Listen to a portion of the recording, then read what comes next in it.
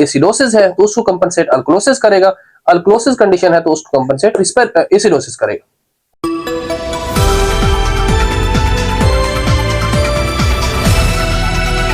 अस्सलाम वालेकुम डॉक्टर्स, आज का हमारा टॉपिक है एसिड बेस कंपनसेशन। हमारी जो प्रीवियस वीडियो थी उसके अंदर हमने इसको कंप्लीटली डिस्कस किया था कि किस तरह कोई भी एक कंडीशन जो है वो रिस्पिरेटरी एसिडोसिस या अल्कलोसिस हो सकती है या मेटाबॉलिक एसिडोसिस या अल्कलोसिस हो सकती है। जो आज का स्पेसिफिकली टॉपिक है इसमें हम कंपनसेशन को डिस्कस करने वाले हैं। ये बहुत ही सिंपल टॉपिक है, बहुत सारे वीडियोस जो है यूट्यूब के ऊपर भी पड़ी हुई हैं या बहुत सारे टीचर्स जो है इसको बहुत कंफ्यूज करने वाले मेथड में एक्सप्लेन करते हैं, लेकिन ये इतना ज्यादा सिंपल है कि आपकी सोच है।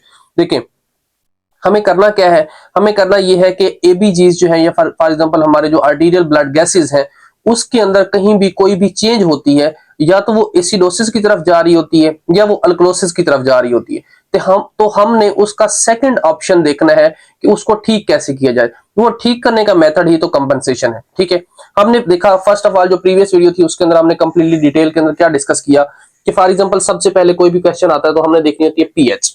अगर तो फॉर एग्जांपल उसकी पीएच है एसिडोसिस की तरफ, एसिडोसिस की तरफ क्या कि अगर पीएच उसकी कम है, ठीक है, जो हमने नॉर्मल वैल्यूज देखी थी 7.35 से 7.45, अगर 35 से कम है तो हम कहेंगे दिस इज अ एसिडोसिस। अगर फॉर एग्जांपल एसिडोसिस है तो उसकी सिर्फ तीन ही कंडीशन हो सकती है। हम एबीजीज करवा रहे होते हैं तो उसके अंदर सिर्फ दो चीजें हो सकती हैं, या तो उसकी CO2 लेवल इंक्रीज हो चुका होगा, अगर CO2 लेवल इंक्रीज होगा तो हम कहेंगे this is a respiratory acidosis, और अगर फॉर एग्जांपल बाइकार्बोनेट लेवल कम होंगे तो हम कहेंगे this is a metabolic acidosis. ठीक है, अगर फॉर एग्जांपल इसकी पीएच जो है 7.45 से ज्यादा हो रही होगी तो इस कंडीशन को हम कहेंगे अल्कलोसिस। अल्कलोसिस के अंदर दो ही कंडीशन हो सकती हैं। कौन सी दो कंडीशन हो सकती हैं? या तो उसके बाइकार्बोनेट लेवल ज्यादा हो रहे होंगे, अगर बाइकार्बोनेट लेवल ज्यादा हो रहे हैं तो हम उसको कहेंगे this is a metabolic alkalosis. ठीक है, और अगर फॉर एग्जांपल उसकी कार्बन डाइऑक्साइड लेवल जो है वो कम हो रहा है तो हम उसको कहेंगे this is a respiratory alkalosis. ये समझ आया? ये बहुत ही सिंपल है, ये प्रीवियस वीडियो के अंदर हमने बहुत बहुत डिटेल के अंदर डिस्कस किया। हमारा जो टॉपिक है वो है कंपनसेशन। अब देखें हमारी बॉडी के अंदर कहीं भी कोई भी इश्यू होता है तो हमारी बॉडी उसको ठीक करने की कोशिश करती है। खासकर हमारे पास एसिड अगर बॉडी के अंदर बढ़ने या इंक्रीज होने की ट्राई करता है तो हमारी बॉडी के अंदर एक और सिस्टम है जो उसको एसिडोसिस को अल्कलोसिस में चेंज करने की ट्राई करता है, यानी एसिड को कम करने की ट्राई करता है।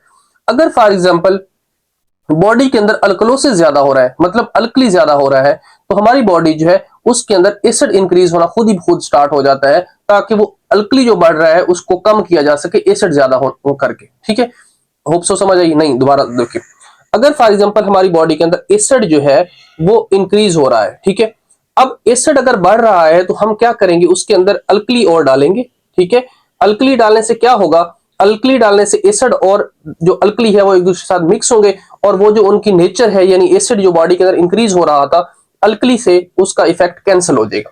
ठीक है, और अगर फॉर एग्जांपल बॉडी के अंदर अल्कली जो है वो बढ़ रहा है, ठीक है, अल्कली अगर ज्यादा हो रहा है तो उसके अंदर हम एसिड डाल देंगे, एसिड जो है वो अल्कली को कैंसिल कर देगा या उसके इफेक्ट को कैंसिल कर देगा। ठीक है, अब देखें हमारी बॉडी के अंदर दो सिस्टम है, एक को हम कहते हैं मेटाबॉलिक और एक को हम कहते हैं रिस्पिरेटरी।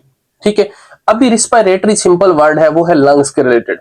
ठीक है, अगर हमारे लंग्स के थ्रू कोई इश्यू हो रहा है तो हम उस कंडीशन को रिस्पिरेटरी कहते हैं, सिंपल। ठीक है, और अगर फॉर एग्जांपल लंग्स के अलावा कहीं भी बॉडी के अंदर, चाहे वो हमारी जीआईटी ट्रैक के थ्रू हो रहा हो, चाहे वो हमारे किडनीज के थ्रू हो रहा हो, किसी और मेथड के थ्रू रिस्पिरेटरी सिस्टम को छोड़ के हो रहा हो तो हम उसको कहेंगे this is a metabolic condition. अब देखें जब हमारे पास कंपनसेशन की कंडीशन आती है तो इसके अंदर सबसे पहले हमने क्या देखना है, सबसे पहले हमने देखना है पीएच। जब हमने पीएच देख ली फिर हमने डिसाइड करना है कि ये एसिडोसिस है या अल्कलोसिस है। अगर एसिडोसिस है तो फिर हमने डिसाइड करना है कि रिस्पिरेटरी एसिडोसिस है या मेटाबॉलिक एसिडोसिस है। ठीक है, जब हमें ये चीज कंफर्म हो गई कि ये एसिडोसिस है और रिस्पिरेटरी एसिडोसिस है तो हमने नेक्स्ट स्टेप पे देखना है कि कंपनसेट कौन करेगा। जब भी रिस्पिरेटरी का कोई भी इश्यू होगा तो उसको कंपनसेट मेटाबॉलिक करेगा।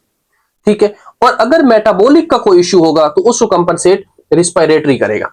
ठीक है, अब देखें क्वेश्चन इस तरह लिखा होता है कि अब आप जो है ना ये बताएं कि एक कंडीशन है या एक पेशेंट है उसके अंदर रिस्पिरेटरी एसिडोसिस चल रहा है, तो बताएं उसको कंपनसेट कौन करेगा। जब रिस्पिरेटरी का वर्ड आया तो उसको कंपनसेट मेटाबॉलिक करेगा, और जब एसिडोसिस का वर्ड आया तो उसको कंपनसेट अल्कलोसिस करेगा। समझ आया? देखिए, अगर फॉर एग्जांपल एक पेशेंट का वो कह देते हैं मेटाबॉलिक एसिडोसिस चल रहा है, ठीक है। अब मेटाबॉलिक एसिडोसिस चल रहा है तो उसको कंपनसेट कौन करेगा? मेटाबॉलिक है और एसिडोसिस है। मेटाबॉलिक को कौन करेगा? रिस्पिरेटरी। और एसिडोसिस को कौन करेगा? अल्कलोसिस। ठीक है, तो हम कहेंगे metabolic acidosis is compensated by respiratory alkalosis.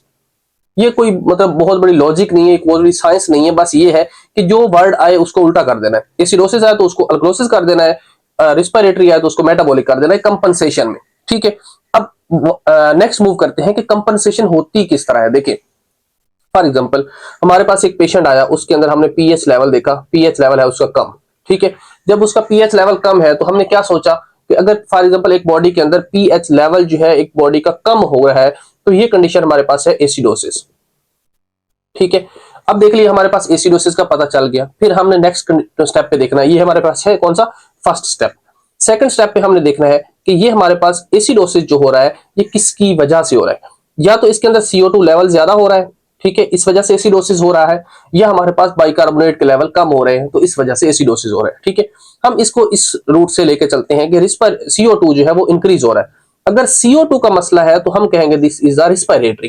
ठीक है, क्योंकि कार्बन डाइऑक्साइड रिस्पिरेटरी सिस्टम से बाहर जा रही है ना। ठीक है, तो हम कहेंगे this is a respiratory acidosis. ठीक है, समझ आ गया? ये दूसरा स्टेप हो गया। अब तीसरे स्टेप पे हमने क्या करना है? तीसरे स्टेप पे हमने करना है कि इसको कंपनसेट कौन करेगा। अब देखिए, मैंने आपको बताया कि जहां भी रिस्पिरेटरी का इश्यू होगा उसको कंपनसेट मेटाबॉलिक करेगा। ठीक है, रिस्पिरेटरी को कंपनसेट कौन कर रहा है? मेटाबॉलिक। और नेक्स्ट स्टेप पे क्या है? हम कहेंगे this is a respiratory acidosis था ना। ठीक है, तो एसिडोसिस को कंपनसेट कौन करेगा? अल्कलोसिस। समझ आया? ये 3 स्टेप है हमारे कंपनसेशन के। अब दोबारा एक और सिनेरियो हम देख लेते हैं। फॉर एग्जांपल हमारे पास एक पेशेंट आ गया, उसके हमने एबीजीज करवाई। अब एबीजीज के अंदर क्या है? वो कहता है कि जो उसकी पीएच लेवल है वो उसकी ज्यादा है। ठीक है, अब पहले स्टेप पे हमने देख लिया पीएच ज्यादा है। अगर पीएच ज्यादा है तो हम इसको क्या कहेंगे? इसको हम कहेंगे अल्कलोसिस। ठीक है, ये है अल्कलोसिस। अब नेक्स्ट स्टेप पे हमने क्या करना है? अब हमने रीजन ढूंढनी है कि अल्कलोसिस की रीजन क्या है। अल्कलोसिस के रीजन के बारे में आपको मैंने बताया है कि ये 2 ही कंडीशंस हो सकती हैं, या तो बाइकार्बोनेट लेवल ज्यादा है या कार्बन डाइऑक्साइड लेवल कम है। ठीक है, अगर बाइकार्बोनेट लेवल ज्यादा है तो हम क्या है कहेंगे this is a metabolic alkalosis, और अगर कार्बन डाइऑक्साइड लेवल कम है तो हम इसको कहेंगे this is a respiratory alkalosis. ठीक है, तो हम इसमें से कोई एक सिनेरियो पकड़ लेते हैं। फॉर एग्जांपल फर्स्ट वाला सिनेरियो पकड़ के चलते हैं कि HCO3 लेवल जो है उसका ज्यादा है। ठीक है, HCO3 नेगेटिव या बाइकार्बोनेट जो है उसके ज्यादा है। अगर ये ज्यादा है और पीएच अल्कलोसिस भी है तो हम इसको क्या कहेंगे? This is a metabolic metabolic alkalosis. ठीक है, अब ये मेटाबॉलिक अल्कलोसिस हो गया। अब थर्ड स्टेप पे हमने देखना है कि मेटाबॉलिक अल्कलोसिस को कंपनसेट कौन करेगा। ठीक है, मेटाबॉलिक अल्कलोसिस को कंपनसेट इस तरह मैंने आपको बताया कि मेटाबॉलिक जब भी आएगा तो उसको कंपनसेट कौन करेगा? रिस्पिरेटरी। ठीक है, और फॉर एग्जांपल अल्कलोसिस आएगा तो उसको कंपनसेट कौन करेगा? एसिडोसिस। ठीक है, क्लियर हो गया? अब ये जो सिनेरियोज हैं ये मैं आपको क्यों बता रहा हूं। देखिए, फॉर एग्जांपल वो कभी कभी ऐसी कंडीशन आती है जिसके अंदर हमारी दोनों वैल्यूज चेंज होती हैं। अब दोनों वैल्यूज का क्या मतलब है? देखिए, हमारे पास फॉर एग्जांपल वो एक सिनेरियो देता है जिसके अंदर वो पीएच मेंशन करता है, लेकिन मैं उसको स्टेप पे रख के चलता हूं। फिलहाल मैं कहता हूं नहीं, अभी हमें नहीं पता। ठीक है, वो हमें कह देता है कि बाइकार्बोनेट लेवल जो है उसके ज्यादा है। ठीक है, और सेकंड स्टेप पे हमें वो कह देता है CO2 लेवल जो है वो हमारे पास वो भी ज्यादा है। ठीक है, ये 2 सिनेरियोज हमें दे देता है। अब नेक्स्ट स्टेप पे वो हमारे पीएच जो है वो कहता है कि 5 है। अब pH 5 का क्या मतलब है? pH 5 का मतलब ये है कि ये हमारे पास एसिडोसिस है। सबसे पहला स्टेप हमने pH देखना है। अगर आप डायरेक्टली CO2 देखोगे ना इसके अंदर तो ये तो हमारे पास एसिडोसिस हो रहा है। ठीक है, समझ आया? अगर डायरेक्ट हम बाइकार्बोनेट देखेंगे तो ये भी इंक्रीज हो रहे हैं तो हम कहेंगे दिस अल्कलोसिस।